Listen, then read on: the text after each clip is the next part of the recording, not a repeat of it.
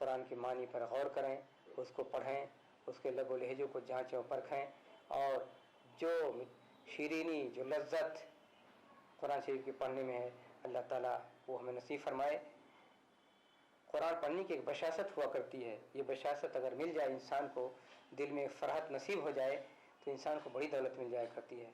اور اگر ان چھوٹی چھوٹی صورتوں کو انسان بشاشت حاصل کرنے کے لیے پڑھے تو اس کے لیے بڑی خوش نصیبی کی بات ہوتی ہے۔ اللہ تعالیٰ ہمیں اس سے مستفید ہونے کی توفیق عطا فرمائے۔ وآخر دعوانا الحمدللہ رب العالمین۔ ناظرین، آپ نے ملاحظہ فرمایا 28ویں پارے کا ترجمہ، تلخیص، تفسیر۔ اللہ مجھ کو اور تمام دنیا کے انسانوں کو قرآن مجید کو سمجھنے، پڑھنے اور اس کے پیغام کو ناواقف انسانوں تک پہنچانے کی توفیق عطا فرمائے۔ پروگرام سے متعلق اپنی رائے اس پتے پر روانہ کریں: انوار قرآن، ETV Urdu, Ramoji film city, Hyderabad 501512۔ دیجیے مجھے اجازت۔ السلام علیکم ورحمۃ اللہ وبرکاتہ۔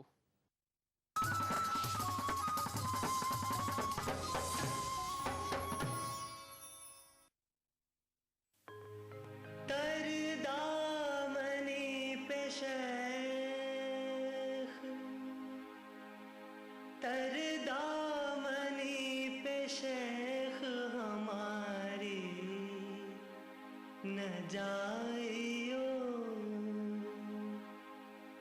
تر دامنی پہ شیخ ہماری نہ جائیو،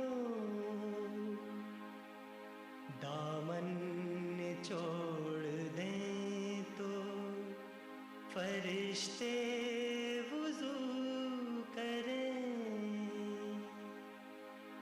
دامن چھوڑ دیں تو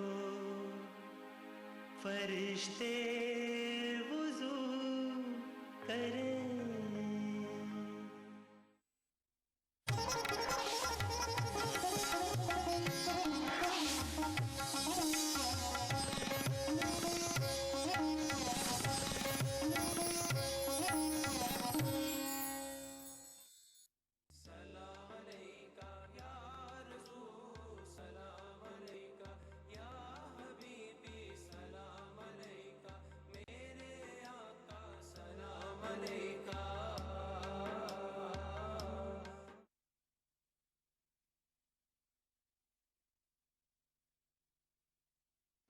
وہ شخص ہم میں سے، ہماری امت میں سے ہی نہیں ہے، وہ شخص ہمارے ساتھ متعلق ہی نہیں ہے جو ہماری امت میں بڑوں کا ادب اور تعظیم و توقیر نہ کرے اور ہمارے میں چھوٹوں کے ساتھ شفقت، محبت اور رحمت سے پیش نہ آئے۔ اس حدیث کو بھی امام احمد بن حنبل نے مسند میں، امام ترمذی نے اپنی جامع میں سند حسن کے ساتھ روایت کیا، امام عبد بن حمید نے اپنے مسند میں روایت کیا، امام ابن حبان نے اپنی صحیح میں، امام بزار نے روایت کیا، امام طبرانی نے المعجم میں، اور امام بغوی نے۔ الغرض اس طرح کی حدیثیں اور متعدد صحابہ سے اسی مضمون کی حدیثیں مروی ہیں، جن میں انس بن مالک سے بھی مروی ہیں، اسی مضمون کی حدیث سیدنا ابو ہریرہ سے بھی مروی ہیں، اسی مضمون کی حدیثیں حضرت عبادہ بن الصامت سے بھی مروی ہیں، حضرت ابو امامہ رضی اللہ تعالی علیہم اجمعین سب سے مروی ہیں۔ اب اس کے بعد ایک اور حدیث ہے جس میں ایک بڑا ایمان افروز واقعہ آقا علیہ الصلوۃ والسلام کے فرمان پر مشتمل بیان کیا گیا ہے۔ ام المومنین عائشہ صدیقہ رضی اللہ تعالی عنہ روایت کرتی ہے، اور یہ حدیث جو اب کوٹ کر رہا ہوں یہ بھی صحیح بخاری اور صحیح مسلم میں ہے، متفق علیہ۔ ام المومنین سیدہ عائشہ صدیقہ رضی اللہ تعالی عنہ فرماتی ہیں، قالت جاءتنی امرأۃ معها ابنتان تسألنی فلم تجد عندي غیر تمرة واحدة فآتيتها فقسمتها بين ابنتيها ولم تأكل منها شيئا ثم قامت فخرجت فدخل النبي صلی اللہ علیہ وآلہ وسلم فحدثته۔ میں نے فرماتی ہیں کہ آقا علیہ الصلوۃ والسلام گھر سے باہر کہیں تھے، ایک خاتون میرے پاس آئی، اس کے پاس 2 بیٹیاں تھیں اس کے ساتھ، اور ان 2 بیٹیوں کی وجہ سے اس خاتون نے آ کے مجھ سے کچھ کھانے کا مانگا، پوچھا۔ میرے پاس اتفاق سے سوائے ایک کھجور کے گھر میں کچھ نہ تھا جو اس کو دے سکتی۔ وہی کھجور میں نے دے دی اس کو. اس نے اس کھجور کو 2 حصوں میں تقسیم کر دیا، توڑ کر 2 ٹکڑے بنا دیے. ایک آدھی کھجور ایک بیٹی کو کھلا دی، آدھی دوسری بیٹی کو کھلا دی. خود بھی بھوکی تھی تو خود کچھ نہ کھایا. جب اس کی بچیاں آدھا ٹکڑا کھجور کا کھا چکی تو پھر وہ بیٹیوں کو لے کے چلی گئی. گھر سے نکلی تو اتنے میں آقا علیہ الصلوۃ والسلام تشریف لے آئے. میں نے سارا واقعہ آقا علیہ الصلوۃ والسلام کی بارگاہ میں سنا دیا. تو حضور علیہ الصلوۃ والسلام نے فرمایا کہ یہ وہ سلوک اس نے کیا جو اس طرح بیٹیوں کے ساتھ ایسا سلوک کرے، اور وہ بیٹیاں ایسی 2 یتیم بچیاں ہیں، چھوٹی بچیاں ہیں، وہ ان کو پالے اور اس طرح ان کے ساتھ شفقت کے ساتھ پیش آئے. من هذه البنات شيئا فأحسن إليهن، من جعل من هذه البنات شيئا فأحسن إليهن كن له سترا من النار. آقا علیہ السلام نے فرمایا کہ اگر یہ جو اس طرح کی بیٹیاں کسی شخص عورت یا مرد کو نصیب ہوں اور اس کی پرورش کا، ان کو پالنے کا اس طرح کسی کو موقع ملے اور وہ ان کے ساتھ حسن سلوک کرے، محبت اور شفقت اور رحمت کے ساتھ ان کو پالے، پرورش دے، جس طرح اے عائشہ تو نے اس خاتون کا واقعہ بیان کیا ہے، تو حضور علیہ السلام نے فرمایا کہ وہ بچیاں قیامت کے دن اس عورت کے لیے دوزخ کے درمیان پردہ بن جائیں. اپنی ماں یا اس عورت پالنے والی اور دوزخ کے درمیان وہ ستر پردہ بن جائیں گی، یعنی وہ بچیاں اپنی اس پالنے والی کو یا پالنے والے مرد کو دوزخ سے بچا لیں گی. اتنا بڑا عمل ہے، اتنی بڑی عبادت ہے، اتنی بڑی نیکی ہے، اتنا بڑا عظیم عمل ہے اس کو کہ آقا علیہ السلام نے فرمایا کہ اس عمل کے عوض کہ انہوں نے ان بچیوں کو اپنی شفقت اور محبت اور اثار اور قربانی دے کر ان کو پالا اور احسان اور حسن سلوک اور رحمت کے ساتھ وقت گزارا، اس کے عوض اللہ پاک ان بچیوں کو ان کا شفاعت کرنے والا بنائے گا اور باعث بخشش بن جائیں گی، دوزخ سے نجات ہو جائے گی. ضمانت دے دی آقا علیہ السلام نے. اور حضور علیہ الصلوۃ والسلام نے، یہ حدیث بھی متفق علیہ ہے بخاری اور مسلم میں. پھر حضرت انس بن مالک رضی اللہ تعالیٰ عنہ سے مروی ہے، آپ فرماتے ہیں کہ آقا علیہ السلام نے فرمایا من آل جاریتین حتی تبلغ جاء یوم القیامت انا وہو ودم اصابعہ. اس طرح انگلیوں کو آقا علیہ السلام نے جوڑ دیا، یا اس طرح آقا علیہ السلام نے انگلیوں کو بند کر دیا یا آپس میں اس طرح ملا دیا، اور فرمایا کہ جس شخص نے 2 بیٹیاں اس طرح وہ اس کو نصیب ہوئی اور ان کو اس نے پالا شفقت کے ساتھ، رحمت کے ساتھ، محبت کے ساتھ، احسان کے ساتھ پالا، جوان کیا، فرمایا قیامت کے دن وہ بچیوں کو پالنے والا اس طرح آئے گا کہ یوم القیامت جاء یوم القیامت انا وہوا، اپنی 2 انگلیوں کو جوڑ کر ملا کر فرمایا کہ وہ اور میں قیامت کے دن اس طرح اکٹھے ہوں گے جس طرح یہ 2 انگلیاں اکٹھی ہیں، یا جس طرح یہ انگلیاں سب آپس میں جڑی ہوئی ہیں، میں وہ میرے ساتھ جڑا ہوا ہوگا یوم قیامت. تو جو آقا علیہ السلام کے ساتھ جڑا ہوگا حشر و نشر میں، اس کا حساب و کتاب کیسے کوئی لے گا؟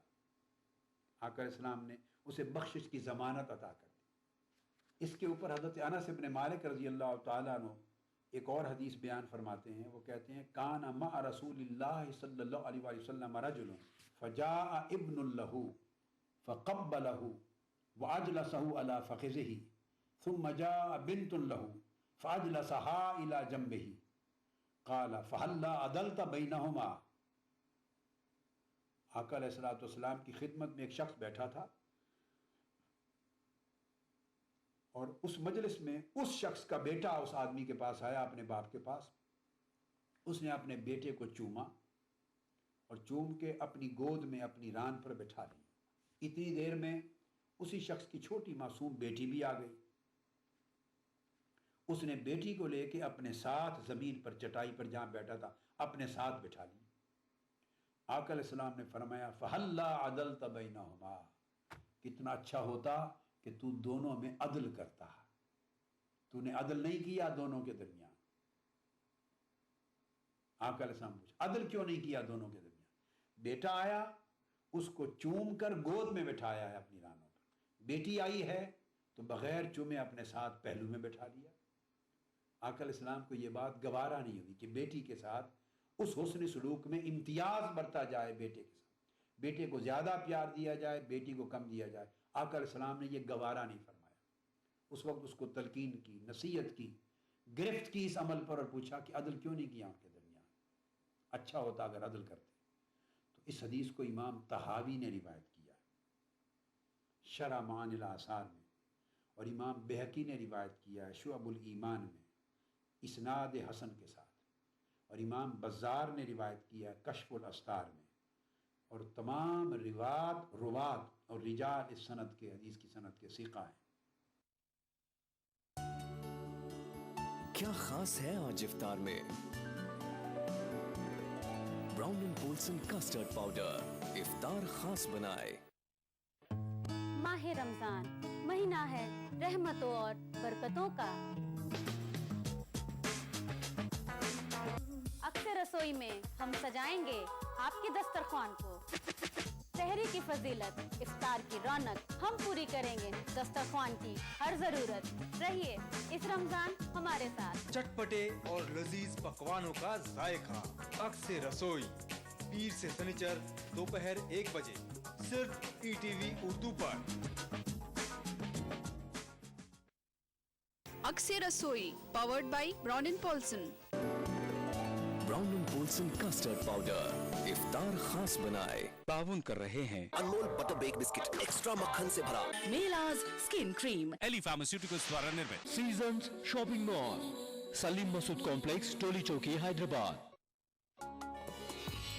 रमजान की इबादतों का सिला, ईद उल फित्र का दिन, बड़ों की शफकतें, बच्चों के दमकते चेहरे, प्यार, मोहब्बत और मुबारकबादें। लेकिन इससे पहले कैसे होगा चांद का दीदार, क्योंकि चांद जा छुपा है कहीं बादलों के पार। नाजरीन, हम लेकर आ रहे हैं हिंदुस्तान के मुख्तलिफ शहरों से हिलाल ईद का रास्त टेलीकास्ट 8 अगस्त बरोज जुमेरात शाम 5:45 से सिर्फ ETV उर्दू पर। इस प्रोग्राम को पेश करने में ताउन कर रहे हैं नूरानी तेल, आ से वाह क्या बात है। मशहूर wholesale ladies footwear Kashmir chappals private limited. Dehlvi remedies का ब्रेनो। یہ معمول آقا علیہ السلام کا۔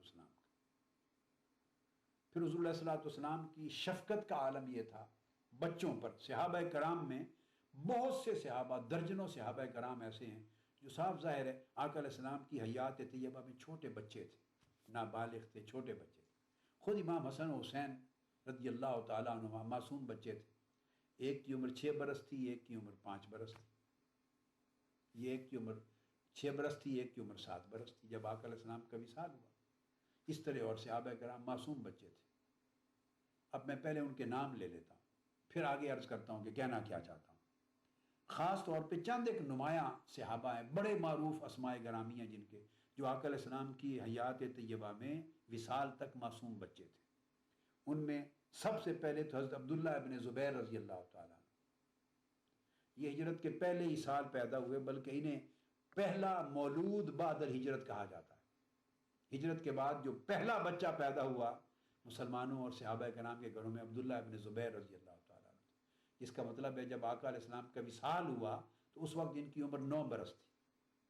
پھر سیدنا امام حسن اور امام حسین علیہ السلام تھے، وہ میں عرض کر چکا، 6-7 برس ان کی عمریں تھیں، 5 سے 6 برس۔ پھر حضرت عمر بن ابی سلمہ رضی اللہ تعالیٰ عنہ، یہ معصوم بچے تھے۔ خود عبداللہ ابن عباس رضی اللہ تعالیٰ عنہ معصوم چھوٹے بچے تھے۔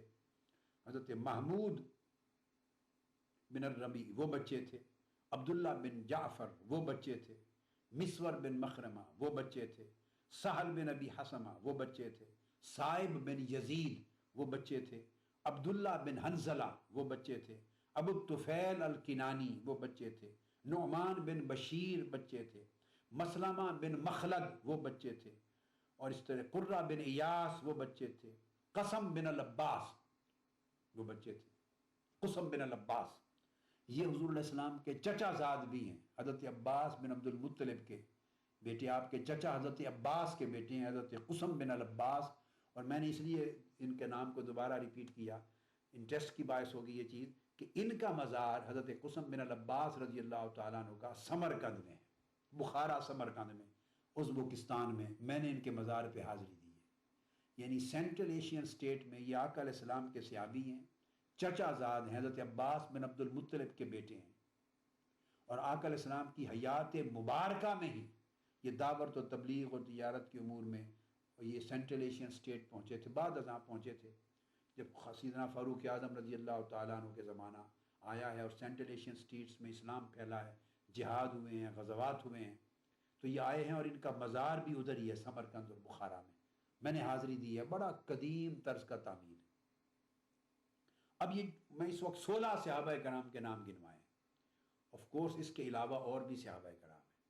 اب جو بات بتانے والی ہے وہ یہ کہ یہ تمام صحابہ کرام، جس میں حضرت انس بن مالک بھی ہیں، ان کا بیان ہم پہلے کر چکے ہیں، اور حضرت برا بن عازب بھی ہیں، عبداللہ بن عمر بھی نوجوان تھے رضی اللہ تعالیٰ عنہ، عبداللہ بن زبیر کی طرح، اور برا بن عازب بھی. یہ تمام صحابہ کرام اس وقت 20 نام گنوا دیے میں نے، اور ان کے علاوہ بہت سے معصوم بچے تھے. اور آپ دیکھیے ان سے براہ راست آقا علیہ الصلوۃ والسلام کی احادیث مروی ہے. یہ بات میں کہنا چاہتا تھا. یعنی یہ جتنے صحابہ کرام کے نام میں نے گنوائے، عبداللہ بن عمر رضی اللہ تعالیٰ عنہ سے کتنی حدیث مروی ہے، نوجوان تھے. عبداللہ ابن عباس سے کتنی مروی ہیں، حضرت برا بن عازب سے کتنی مروی ہیں حدیث، حضرت عبداللہ بن زبیر سے کتنی مروی ہیں، انس ابن مالک سے کتنی مروی ہیں، اور آف کورس باقی جتنے صحابہ میں نے نام گنوائے ہیں 20، وہ کتنی احادیث نبوی کے براہ راست راوی ہیں آقا علیہ الصلوۃ والسلام سے. اس کی وجہ کیا ہے کہ ان کی کم سنی کے باوجود، کم عمری کے باوجود آقا علیہ الصلوۃ والسلام بچوں کو اجازت دیتے تھے کہ وہ آپ کی مجلس میں بیٹھیں، ان پہ شفقت فرماتے، قریب سے قریب پر جگہ دیتے جہاں بچے بیٹھنا چاہتے. آپ ان کو اٹھاتے نہیں تھے کہ بچے آپ پیچھے ہو جاؤ، پیچھے جا کے بیٹھو، آگے بڑوں کو بیٹھنے دو، کہ قریب کیوں بیٹھے ہو، ذرا اور اگلی صف پہ جا بیٹھو. نہیں، بچوں کو نہ بگاتے تھے نہ پیچھے کرتے تھے. نماز کا وقت ہوتا، ان سے نماز کی حدیث مروی ہیں کہ آقا علیہ السلام نماز کس طرح پڑھتے، اقامت کس طرح کہتے، افتتاح صلاۃ کیسے ہوتا، رکعتیں کس طرح پڑھتے، رفع یدین کیسے کرتے. ان صحابہ کرام سے احادیث صلاۃ مروی ہیں. یہ نماز میں شامل ہوتے اور انہوں نے براہ راست آقا علیہ السلام کو نماز پڑھتے دیکھ کر آپ کا طریقہ ادائیگی یہ نماز کثرت کے ساتھ روایات اور حدیث میں روایت کیا ہے. یہ آقا علیہ السلام کے دروس میں شامل ہوتے اور آپ کی مجالس میں بیٹھتے، براہ راست آپ کی گفتگو سنتے، آپ کے خطاب سنتے، مجلس میں آپ کی نصیحتوں کو سنتے. یہ آقا علیہ السلام کے ساتھ عیدگاہ میں حاضر ہوتے اور نماز عید کی حدیث ان سے مروی ہیں. جنازہ میں حاضر ہوتے، جنازہ کے احکام ان سے مروی ہیں. نماز استسقاء میں حاضر ہوتے، بارش طلب کرنے کی، وہ حدیث ان سے مروی ہیں. اور علاوہ اس کے سینکڑوں ہزاروں احادیث ان صحابہ سے ہزاروں احادیث مروی ہیں. کیوں؟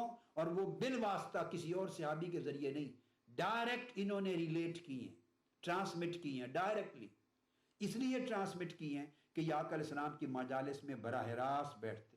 یہ حضور علیہ السلام کی شفقت تھی کہ چھوٹے بچوں کو، صغار کو، اطفال کو کبھی اٹھاتے نہیں تھے اپنی مجالس سے. شفقت فرماتے، محبت فرماتے، بیٹھنے دیتے. اس طرح آپ سمجھتے اور تلقین کرتے اور امت کو نصیحت کرتے کہ بچوں کو مجالس میں بٹھاؤ گے، وہ تمہاری باتیں سنیں گے، تمہارے قرب میں بیٹھ کر تمہارا اسوہ، طرز عمل، تمہاری سیرت، گفتگو کا انداز، ایک دوسرے کے ساتھ بیہیویئر آنکھوں سے ہر روز مشاہدہ کریں گے. ان کی تربیت ہوگی، وہ اس اسوہ کو اپنی زندگی میں اپنائیں گے، ان کی سیرت سنورے گی. اور اگر آپ ان کو دور رکھیں گے، بچے کہ نہیں، بچے آپ پیچھے بیٹھیں، بھگا دیں گے، مجلس میں قریب نہیں بیٹھنے دیں گے، اس کو معاذ اللہ بے ادبی سمجھیں گے، تو وہ تربیت سے محروم رہیں گے. اور یہ آقا علیہ السلام کی سنت کے خلاف. اس پر میں آگے انشاءاللہ کچھ اور ریفرنسز بھی کوٹ کروں گا. تو آقا علیہ السلام کی سنت کے خلاف ہے یہ عمل. اس لیے ان سے ہزارہ حدیث مروی ہیں کہ آپ نے ہر موقع پر انہیں اپنے قریب بیٹھنے کی اجازت مرحب فرمائی. اور حدیث میں یہ ہے کہ ایک حدیث میں ہے کہ آقا علیہ الصلوۃ والسلام کی خدمت میں نماز کے وقت بچے حاضر ہوتے. کیا خاص ہے آج افطار میں؟ Brown and Polson custard powder افطار خاص بنائے. ماہ رمضان اللہ کا انعام، جہاں ہم بانٹیں گے خوشیاں اور رونقیں. लुत्फ अंदोज होइए सहरो इफ्तार के लजीज पकवानों से और रूह को सरशार कीजिए नमाज तरावी से। बाजार में क्या है फैशन के रंग, बच्चों में कैसी है ईद की उमंग। हिंदुस्तान के 30 तारीखी शहरों में रमजान के नूरानी शबो रोज। प्रोग्राम रमजान की रौनकें रोजाना रात 10:30 बजे सिर्फ ETV उर्दू पर। इस प्रोग्राम को पेश करने में ताउन कर रहे हैं खूबसूरत और हैदराबाद की सबसे बड़ी gated community pride hills, Bharat की पहली फ्लेवर्ड चाय लम्सा, तालीम की दुनिया में बैनुल अक़वामी नाम विद्या group of institutions, brown and Polson custard powder इफ्तार खास बनाए। यूनिक इंटीरियर्स और carpets मसाब tank Hyderabad. Seasons shopping mall, Salim Masood complex, टोली चौकी, हैदराबाद। कलौंजी ऑयल, मोहम्मदिया प्रोडक्ट्स की पेशकश। नूरानी तेल, आ से वाह, क्या बात है। आपके सपने बुने हम हैं अग्रणी।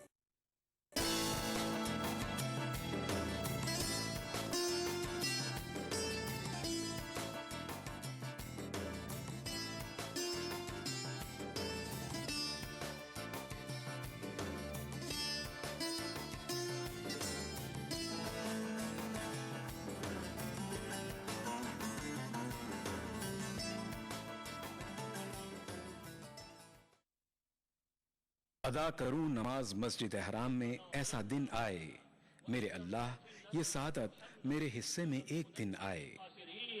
रब्बना आतिना फिद दुनिया हसना व फिल आखिरति हसना व क़िना अज़ाबन नार व सल्लल्लाहु व सल्लम अला अब्दिही व रसूलिही नबियिना मुहम्मदिन व आलिही व सहबिही अजमईन वल्हम्दुलिल्लाहि रब्बिल आलमीन।